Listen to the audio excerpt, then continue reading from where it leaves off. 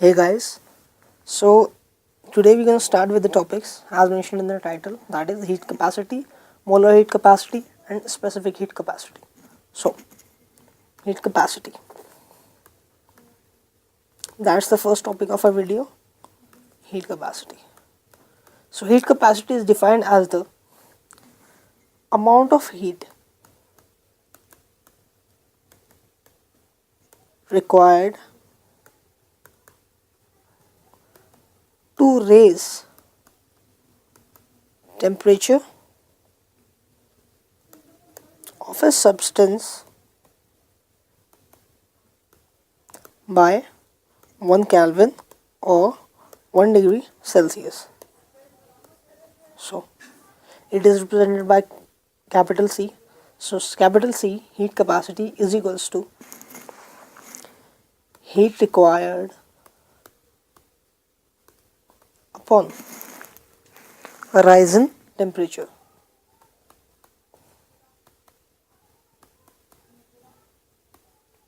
Alright, so we can also write it as dq by dt. So we have the formula for heat capacity, that is dq by dt, heat required upon rise in temperature, and now its unit is going to be, like, we have the SI unit of heat, that is joule, and the temperature Kelvin, joule per Kelvin. We can also write it as, we also have an unit of heat, that is calorie, in a calorie per Kelvin. So now we also have different unit of temperature, that is degree Celsius. So we can also write it as joule per degree Celsius or Kelvin per degree Celsius.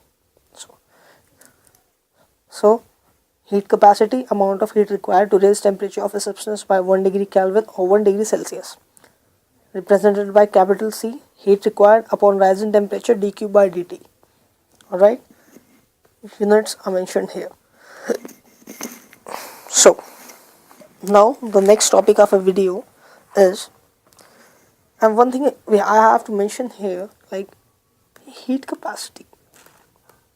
Heat capacity is an extensive property.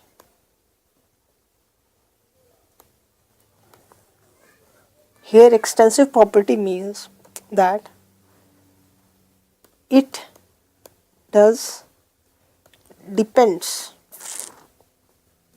upon size and nature of matter. Right. So next video of our topic is molar heat capacity. Molar heat capacity.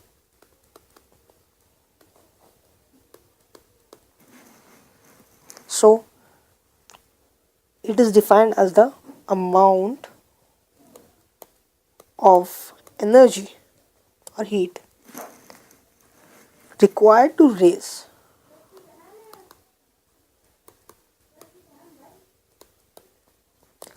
temperature of 1 mole of substance. Like in heat capacity we do not have any condition, but in molar heat capacity we have condition that the amount of the substance must be 1 mole. Capacity, the amount of the substance must be 1 mole, and the rise in temperature remains constant. And to raise the temperature of 1 mole of substance by 1 degree Celsius or 1 Kelvin, but the rise in temperature remains constant.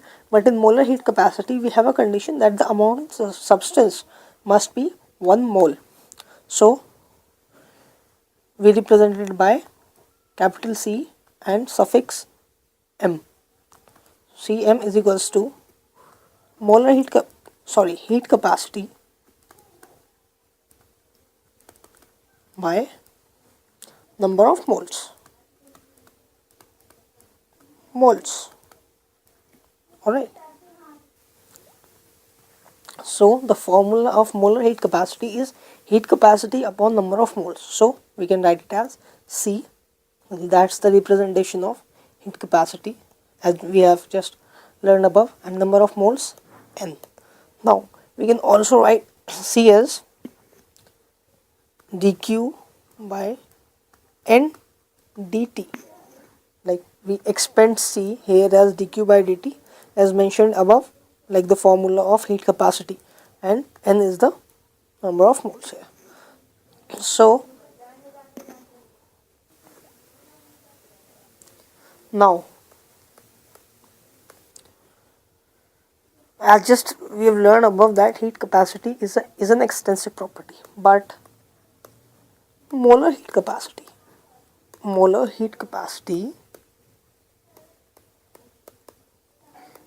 is an intensive property.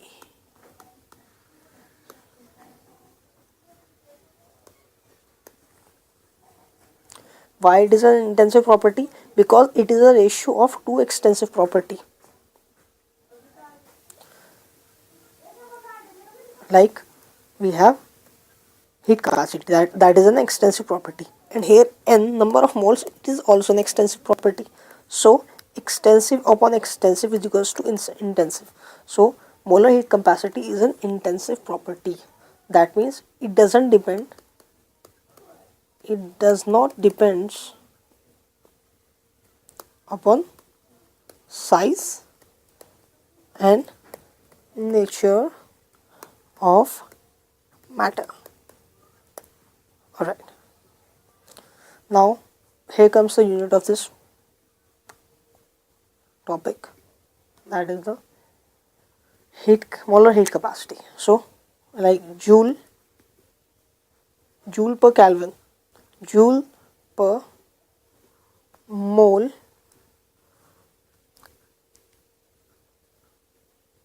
Kelvin.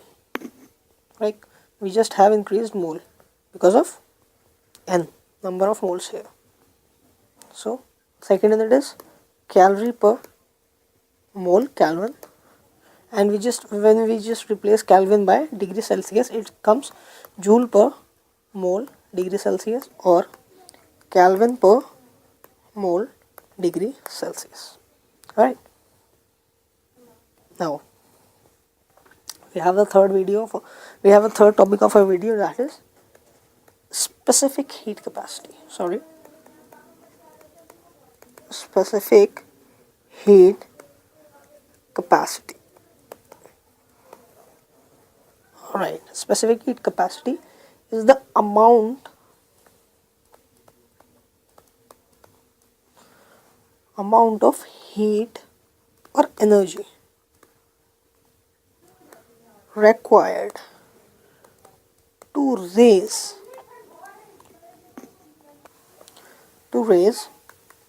temperature of 1 gram of substance by 1 degree Celsius or 1 Kelvin. So here the amount of the substance must be 1 gram. So specific heat capacity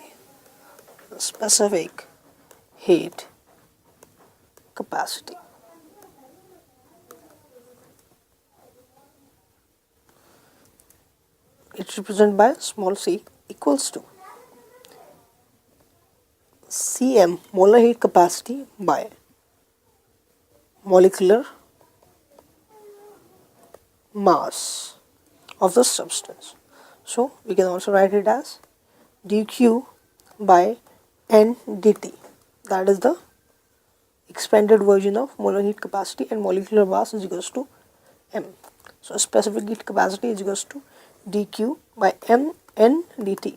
Here dq is the rising temperature, heat required, here dq is the heat required, dt is the rising temperature, and n is the number of moles, and m is the molecular mass of the substance. Alright. Specific heat capacity is also an extensive property. Specific heat capacity is an extensive property. Oh, sorry, intensive. So it is also an intensive property that it doesn't depend on the size and the nature of the matter. Alright. So specific heat capacity is an extensive property, molar heat capacity is an intensive property, and heat capacity only is an extensive property. Both molar heat capacity and specific heat capacity is an intensive property. Alright. So now comes the unit. So unit are joule per gram Kelvin, calorie per gram Kelvin, joule per gram degree Celsius, or calorie per gram degree Celsius. Alright.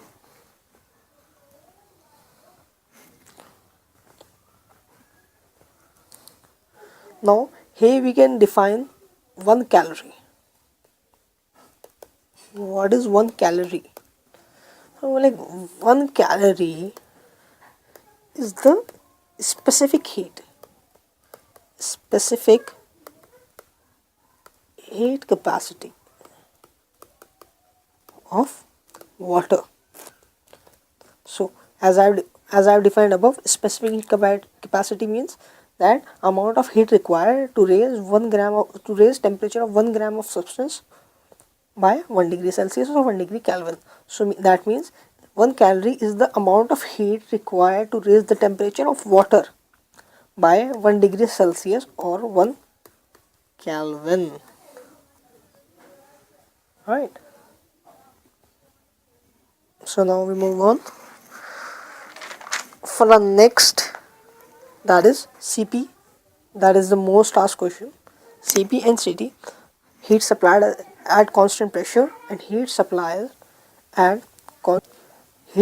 at constant volume. Now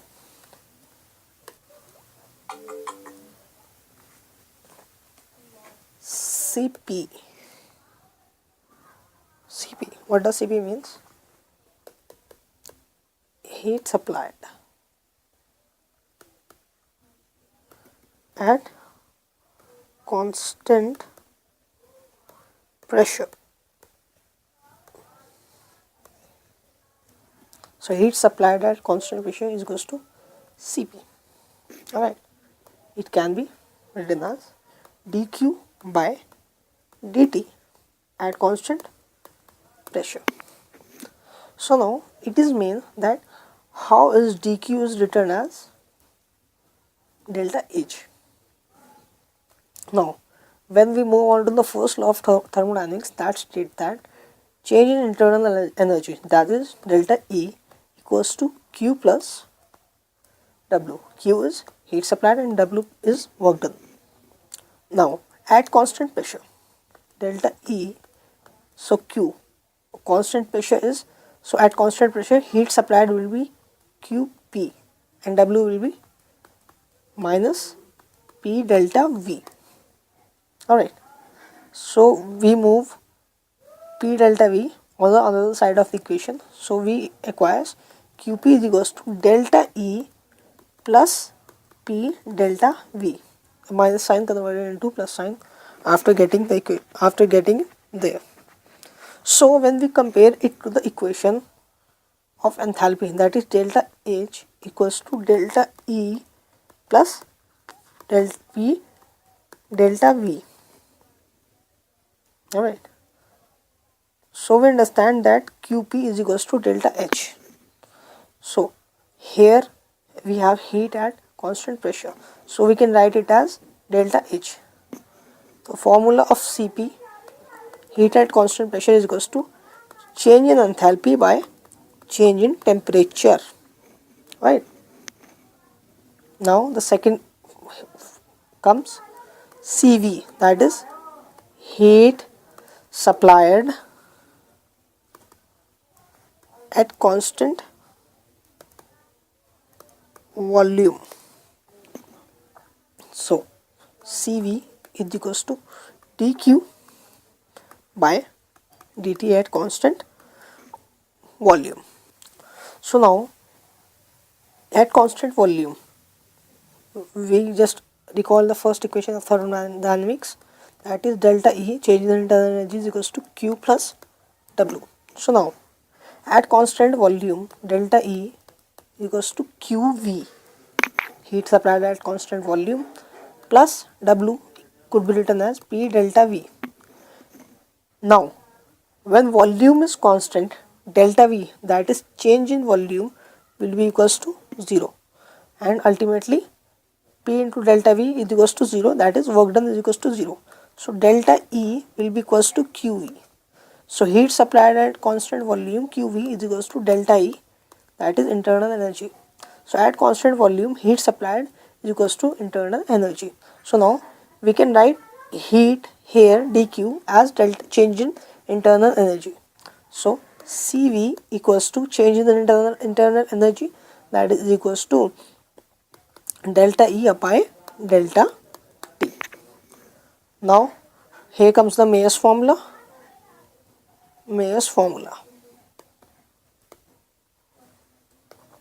That is Cp minus Cv equals to R. So heat supplied at constant pressure minus heat supplied at constant volume is equals to R.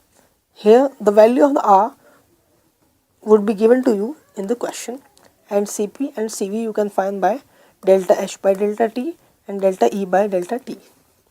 Also a ratio comes here is Cp upon Cv. So Cp upon Cv equals to gamma. Alright, this ratio is called Poisson's ratio. Now Cp is equals to delta H by delta T and Ct is equals to delta E by delta T. So delta T cancels out delta T. So ultimately V comes with delta H upon delta E equals to gamma. So now here's the end of the video. Please like, share, subscribe to my channel. Thanks.